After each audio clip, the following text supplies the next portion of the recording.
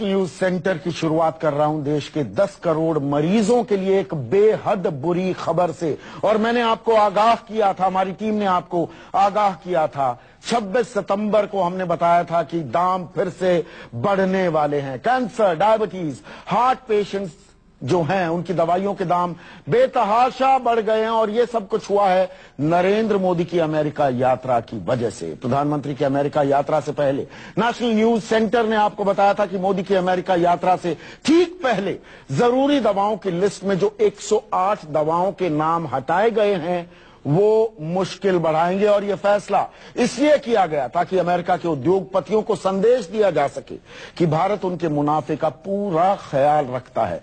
अभी शायद हमारी ये बात आपको याद ना आ रही होगी, शायद थोड़ा कम समझ में आ रही होगी, पर यह रिपोर्ट देखिए, पूरा मामला शीशे की तरह साफ हो जाएगा।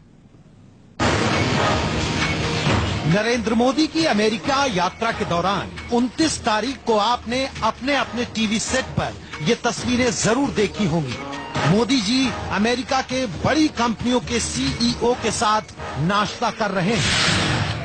आपने देखा होगा टीवी चैनलों के जाने माने पत्रकार और एंकर चिल्ला चिल्ला कर आपको ये बता रहे थे कि प्रधानमंत्री मोदी से मिलने के लिए जानी मानी कंपनियों के सीईओ भागे भागे आए। मोदी जी देश के लिए व्यापार जुटा रहे थे, लेकिन किसी ने आपको ये नहीं बताया कि ये नाश्ता दरअसल हिंदुस्तानियों पर, आप पर, मुझ पर कितना भारी पड़ने वाला है। नरेंद्र मोदी के साथ नाश्ते की टेबल में बैठे इन बड़े सीईओ में से 3 की तारीख हम आपको बताते हैं। केनेथ सी फ्रेजर, अमेरिका की दवा कंपनी मर्क एंड कंपनी के मुख्य कार्यकारी अधिकारी। John C Staley, chairman Hospira pharmaceuticals and medical device. David W McLennan, president Cargill food health and pharmaceuticals company. आप कहेंगे अरे भाई कौन सा गुनाह हो गया, देश के प्रधानमंत्री मोदी देश के लिए दिन रात एक कर रहे हैं और आपको चैन नहीं। अब थोड़ा धीरज रखिए और इस नाश्ते की टेबल पर जो सीईओज बैठे हैं उनकी कंपनियां कौन सी दवाई बनाती हैं उस पर गौर कीजिए। और गौर कीजिए इस बात पर कि यात्रा से पहले इन दवाइयों के दाम क्या थे और यात्रा के बाद अब दाम क्या हो गए हैं। लेकिन उससे पहले इसी खबर का एक और पहलू देखिए।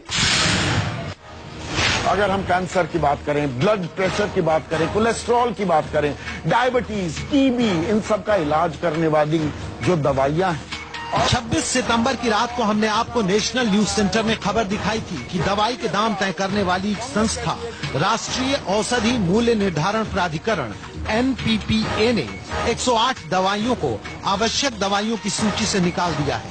नतीजा, बेहद घातक बीमारियों की बेहद जरूरी दवाइयां महंगी हो जाएंगी। इन जरूरी दवाइयों के दाम अब सरकार तय नहीं करेगी, बल्कि दवा कंपनी अपनी मर्जी और मुनाफे के आधार पर तय करने लगी। अब इस असर को समझने के लिए देखिए ये ग्राफिक्स।